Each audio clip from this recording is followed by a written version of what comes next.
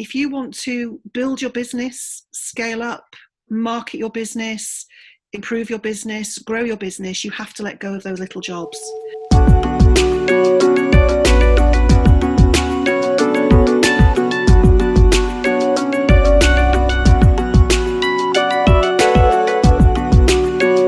So can someone just break down exactly what the term VA means and what outsourcing means? Okay, so VA stands for virtual assistant. Virtual meaning that they're not sat in the office with you.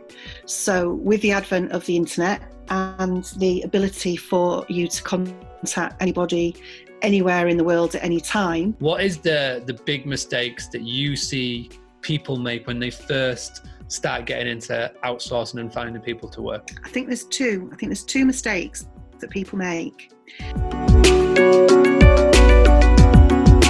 What is some bad advice that you see being given in your industry at the moment, specifically around outsourcing, and what would you like to sort of address? Where do you recommend that they get started? What's the first thing that they need to do to start this outsourcing journey? If they were to do it by themselves, what was the first thing that either of you could recommend that they do? I think they need to break down their tasks. They need to look at what they do in the course of a day and identify, because when you're doing it yourself, it's just a blend, it's a blur of stuff. Hospitality it's an all-consuming beast, isn't it?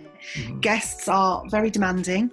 They want answers, and you give more and more of yourself, and they usually come to us in desperation, which is, I just need my time back. I need to spend time with my family. I need to be able to switch off.